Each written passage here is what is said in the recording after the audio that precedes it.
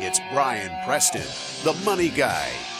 All right, so let's talk a little bit about the tax buckets in your 50s and beyond. Now, automatically, there's sort of a magic thing that happens when you turn 50.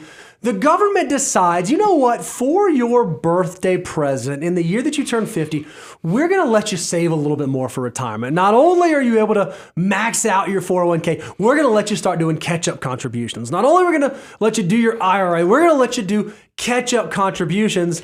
In your 50s, you do have an increased propensity to save into different tax advantage vehicles. So it's a unique advantage that your 20, 30, and 40-year-old counterparts don't exactly have. So I'm on a text thread with a group of old neighbors, and one of them today is the birthday of one of my engineering friends. Okay. And we hilarious fodder picking on nerdy people as we get older. And he wrote something like, "Man, are we getting old?" And I said, "Look, here's the secret.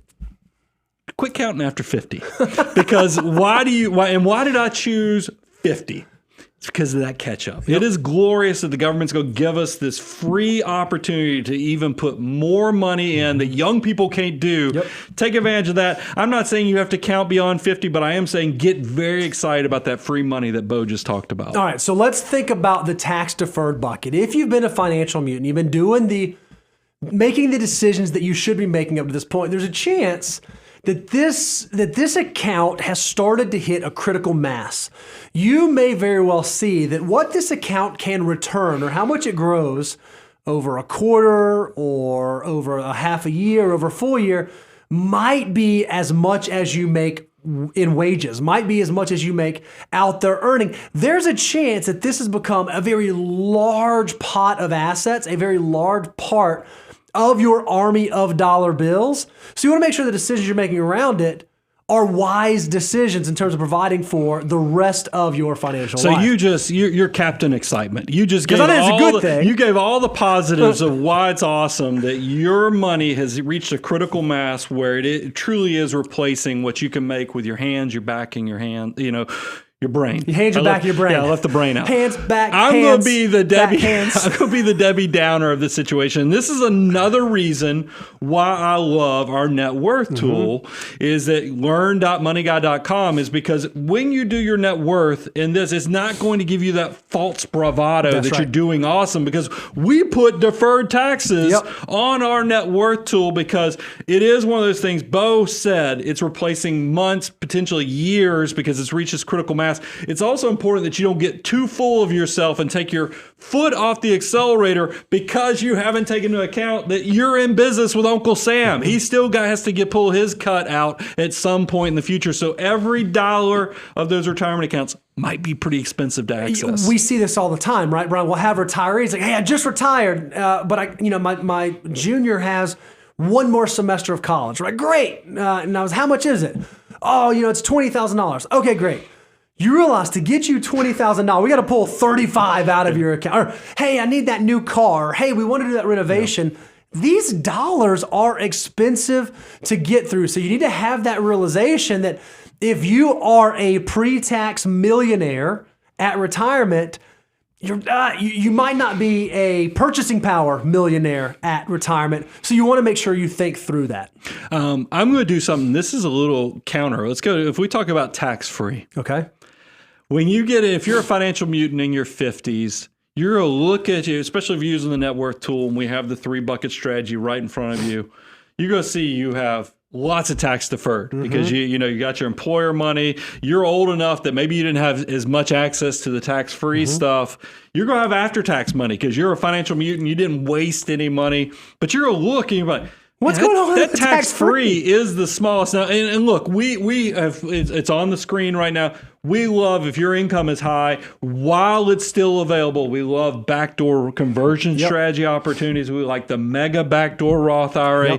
Those things are important. But this is where I'm going to let you break rules because you have so much abundance and you've done things so well on your 20 to 25% savings that I actually have people who they've done the financial planner, and now we're figuring out maybe the Roth accounts are better from a legacy standpoint, or looking at the 3-bucket strategy, that part of our 401k, maybe even though it would benefit me to contribute to the traditional, I have so many assets there, why not throw some money into that Roth account so I can try to build up that tax-free account just from a legacy estate planning and other type of opportunities that come from that. That stuff comes into the higher level once you graduate from the 9 steps of financial order of operations. Now, a lot of what we've talked about has been talking through accumulation, right? And so one of the questions you probably ask is, okay, so I do this net worth statement every single year, and then when I retire, I just stop doing it. And I just stop looking about, I don't worry about my tax buckets. No, that's not true at all. Because one of the things, if you are someone who's retiring in their 50s or maybe in their late 50s or in their 60s, or really any time before you get to age 70 or age 72, there might even be a part of your plan where you want to, that big pre-tax bucket that you've built up, you might want to think about, hey, should I try to start converting some of these dollars into my tax-free bucket before I start drawing Social Security, before I make that pension election, before I have to start drawing RMDs? Because again, the tax bucket strategy isn't just for the day before you retire and the day after you retire. It's for all through your accumulation phase and all through your decumulation phase so that you can maximize every dollar in your army of dollar bills. The third bucket is that after-tax bucket, Bo, and I think that it's important. I love that we talked about this in the content meeting to talk about the strategy you ought to, and I love that we have an actual representation so you can visually see this on how the buckets fill up realistically as you get older, 20s, 30s, 40s, and 50s, but also when you switch from saver to spender, how does the money and the resources come out of the buckets in retirement?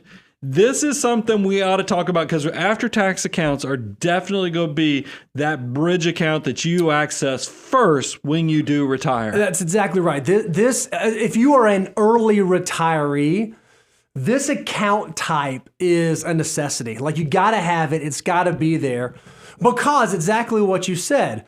Your order of operations is very different in decumulation than it is in accumulation.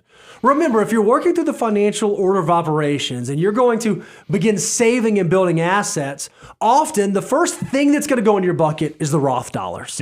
Well, then once you get your Roth dollars in the bucket, then you're going to get in your pre-tax dollars. You're going to max out your employer-sponsored plan.